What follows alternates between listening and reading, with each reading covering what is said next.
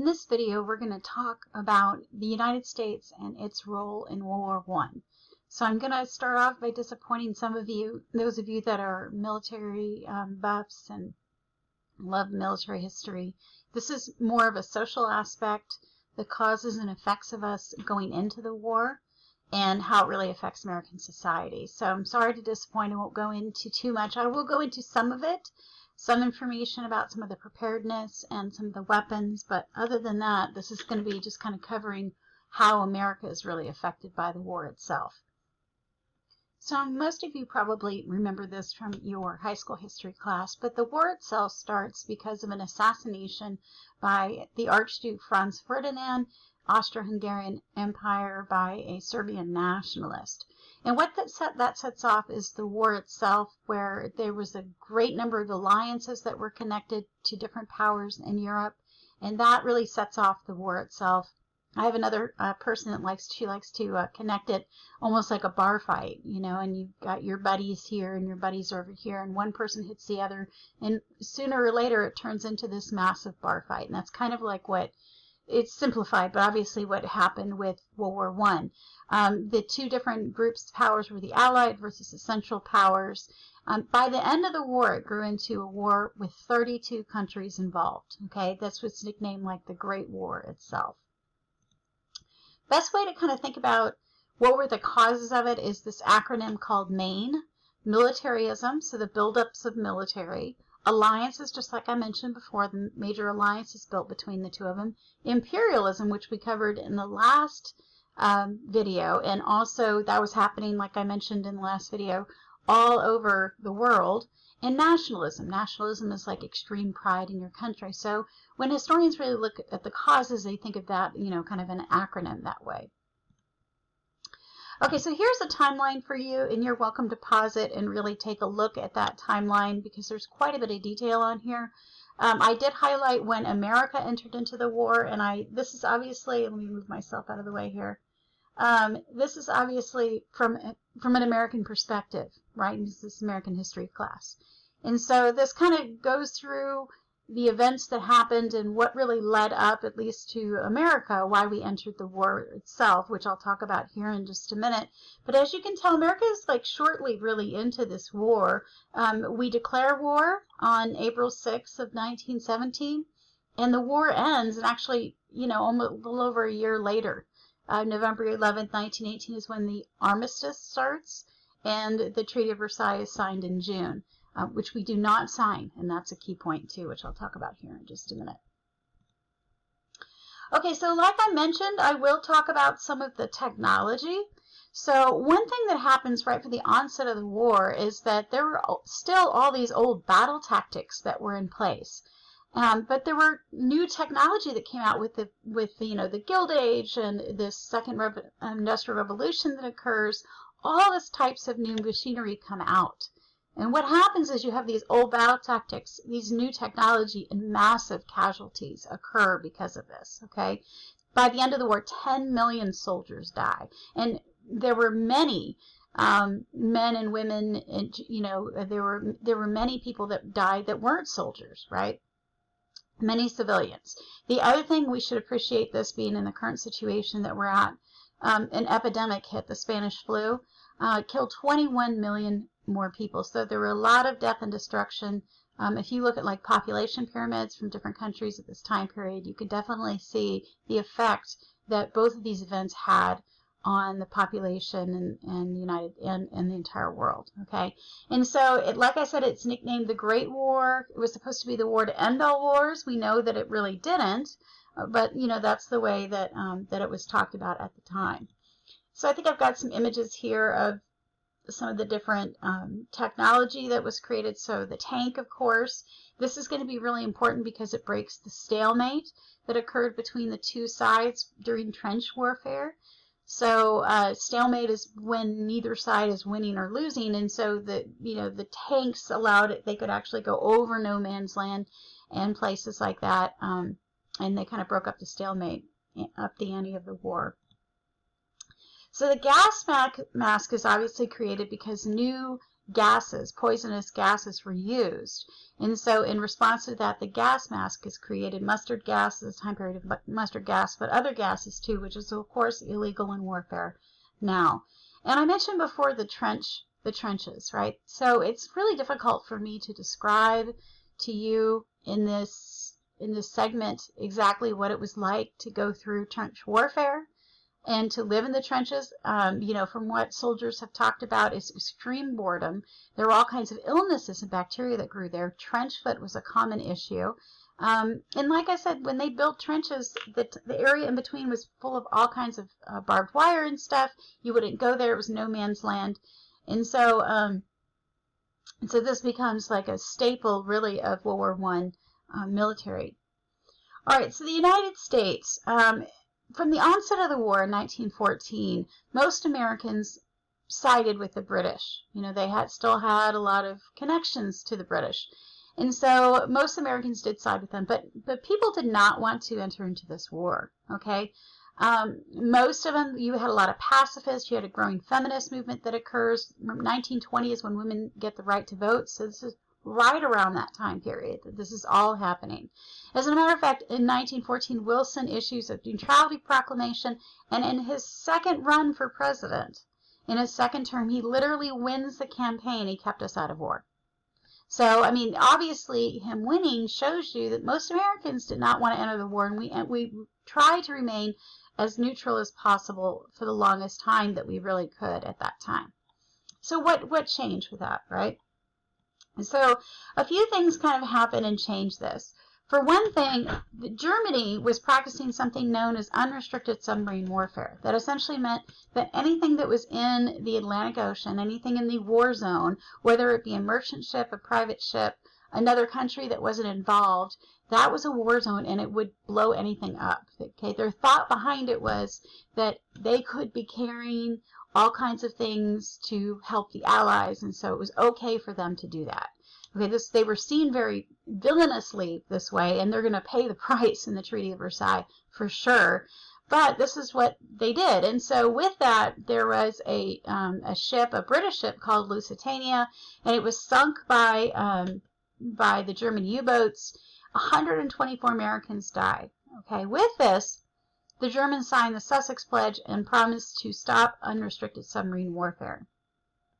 So that continues for a while until Germany decides that it's not going to do, you know, it's going to resume submarine warfare. But before they do that, they issue something known as the Zimmermann Telegram. So the Zimmermann Telegram was this secret message to Mexico, no kidding, from Germany to Mexico, that essentially said that if we join the war, if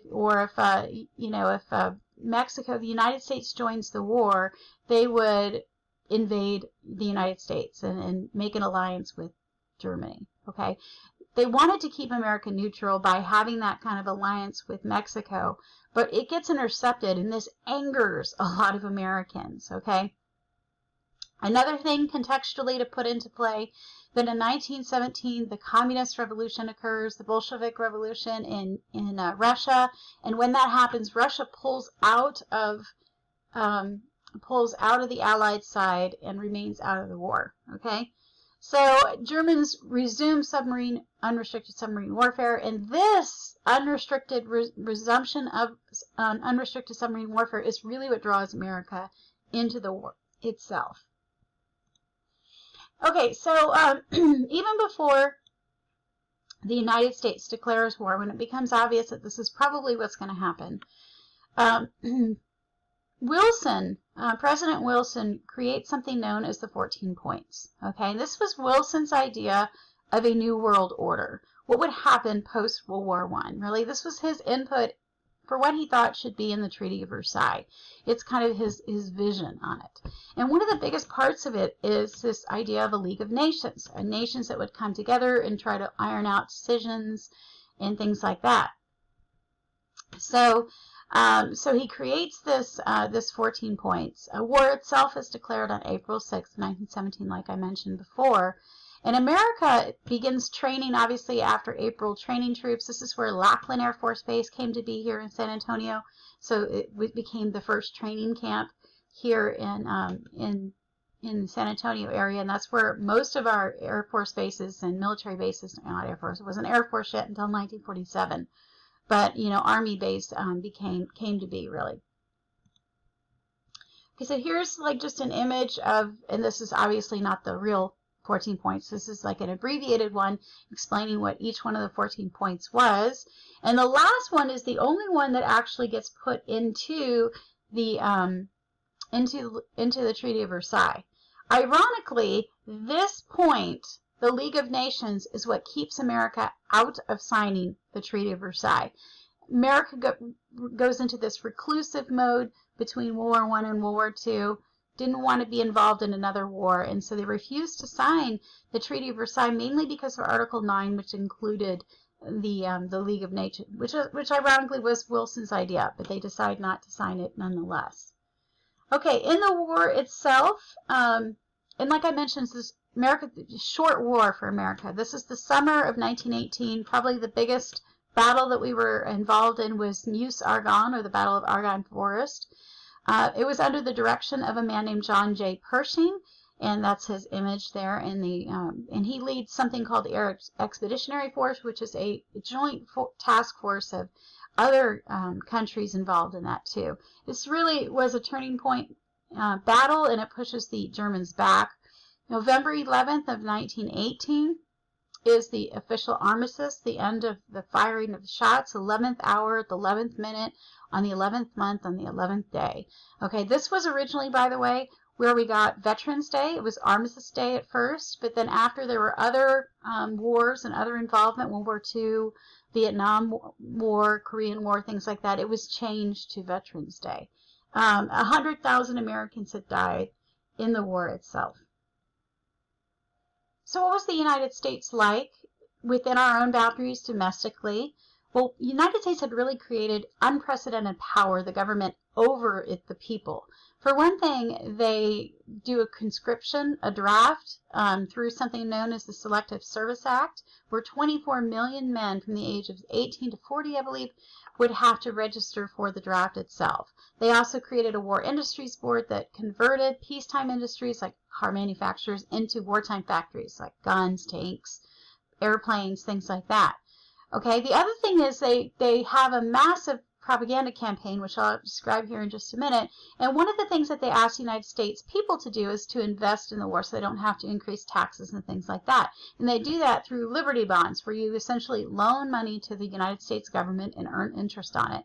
And they called it Liberty bond because you're being patriotic by buying bonds and supporting the American war effort.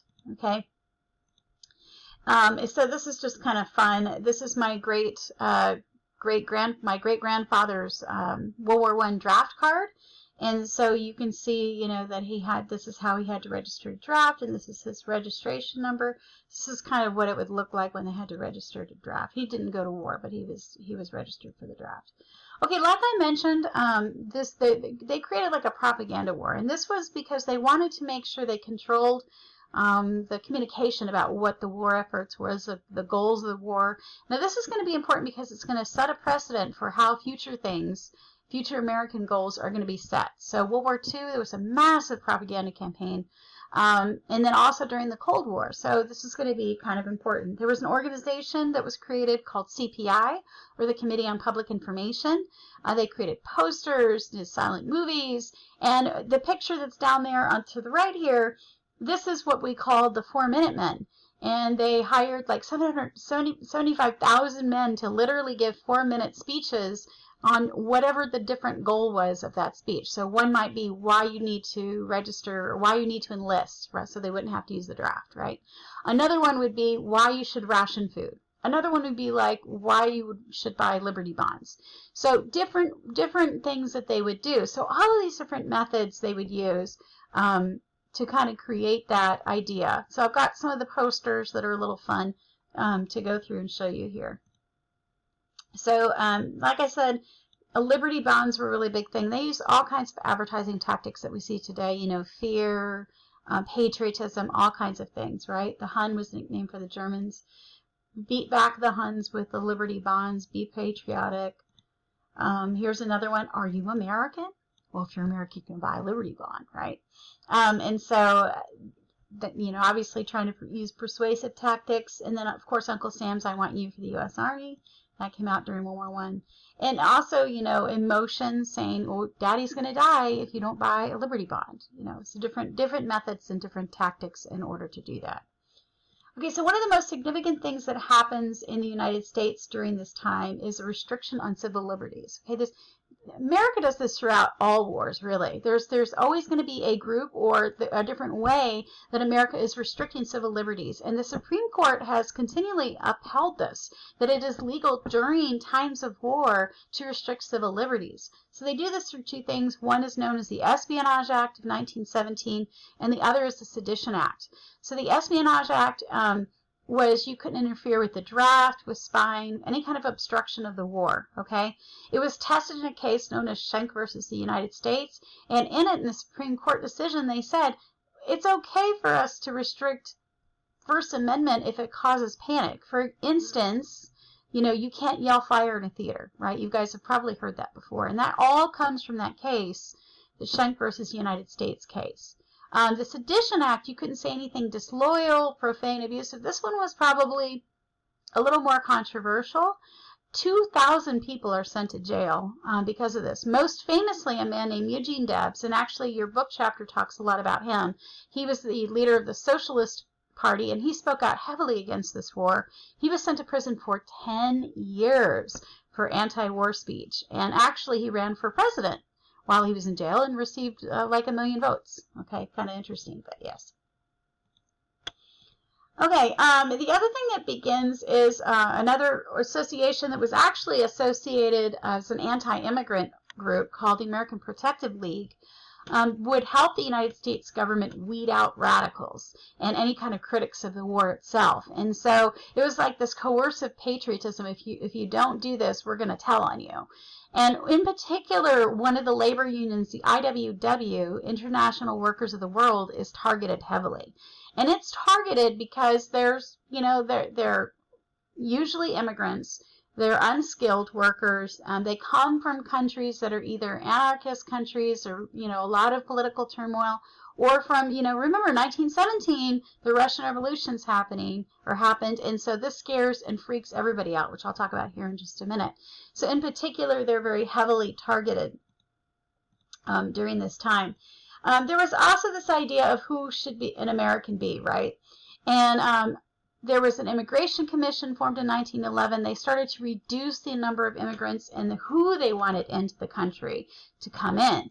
This is also the time period of eugenics. So eugenics, if you're not familiar with it, is literally natural selection of your group. Okay, if you put this, give you perspective on it, Hitler believed in eugenics, like purifying the race. And yes, it is true. It wasn't Hitler's original idea. It's actually a movement that was going all across the world in the early 1900s. And the idea is that, you know, you should breed humans just like you breed cattle. You should weed out anybody unfit, a different, you know, low IQ, mentally unstable, anybody from a particular ethnic group. Yes, that includes African American, you know, Mexican, anybody that they didn't feel would be quality immigrants. This, of course, adds to this very much anti-immigrant sentiment at the time period. Obviously, there is a lot of anti-German feelings, and I love this because I think it's really kind of funny. You know, they rename German words. There's, like I said, a lot of anti-German sentiments. You know, Berlin, Iowa is still nicknamed Lincoln, Iowa. Right? Go to Whataburger next time and ask for a Liberty sandwich and see if they know what you're talking about. But yeah, all of these things. One of the things that I found really disturbing, I was reading a book on World War I last summer, and it talked about how there was even hatred towards the Dachshund. And I have a Dachshund dog because it's a German dog. And there were instances in the United States where people would gather a Dachshund up because it was a German dog and stone it to death. I know. Super sick, very upsetting to me. But yeah, this kind of shows you how much hatred there was towards particular groups. Germans, still a lot of hatred towards any Southern and Eastern European immigrants. And we can really see that through the different immigration restrictions that are passed at this time period, okay? So these are the most restrictive immigration acts. This 1917, this kind of weeds this part of this whole eugenics movement type thing going on. Anybody that's deemed unfit. The emergency quota law, quotas are like limiting the number of people that can actually come into the country, and the National Origins Act, which is restricted by country. And so these are going to be the most restrictive immigration laws that we have in history on a particular group, and it severely reduces the number of people that are allowed to come into the country. And so here's a couple political cartoons. Usually what we'd say is 3% of a country's entire population could come into the United States. So even though there might be a lot of people that need to come because of political turmoil that's going on in their country, the United States would only take a certain percentage. Of course, there are literacy tests that bound and didn't allow a lot of people in. And so there's all kinds of different restrictions going on in the United States. Another thing that's super illustrative of the anti-immigrant sentiment is a case, and it's part of a video that is a clip here, but the Sacco and Vanzetti case. So I'm not going to be able to do much justice to this in this short brief that I talk about this, but essentially what happens is that there was a murder and an attempted robbery at a shoe factory, and 2 Italian immigrants were just, who were known anarchists, were taken in for it. They were charged with the shooting and everything. There was very little. As a matter of fact, Sacco and Vanzetti had very, very strong alibis, but it didn't really matter. Because really what America was doing at that time was they were putting immigrants on trial, in particular Southern and Eastern European immigrants, and they're executed. This becomes like a national, not just national, worldwide outrage. There's all kinds of protests that happen because of this. But what this does for historians is this truly illustrates how much hatred there was for immigrants from this area of the world during this time period. This also leads into the first Red Scare. So we're going to talk much more about the second Red Scare. That's the one that lasts a lot longer and was much, much deeper. But the first Red Scare really happens, remember, the Bolshevik Revolution in 1917. And so, people start to become paranoid that there is a communist revolution being planned in the United States. And in response to this, the Attorney General, a guy named A. Mitchell Palmer, launches a series of raids. Okay, and they're known as the Palmer Raids, and there was a big steel strike, and this was really in response to that. It's not that there weren't anarchists and there weren't people that were communists in the country. There was a communist party that was growing in the United States. They weren't planning, at least there's no evidence that they were planning an actual overthrow of the United States government. But there was there were bombings by anarchists in A. Mitchell Palmer's house and in all kinds of different places. And so there definitely were some instances of anarchy and stuff like that. But most people see this as like an overreach, right? This was a little bit added into paranoia. Of course, this is going to be multiplied times 1,000 after the Cold War. During the Cold War, which we'll talk about, after World War II.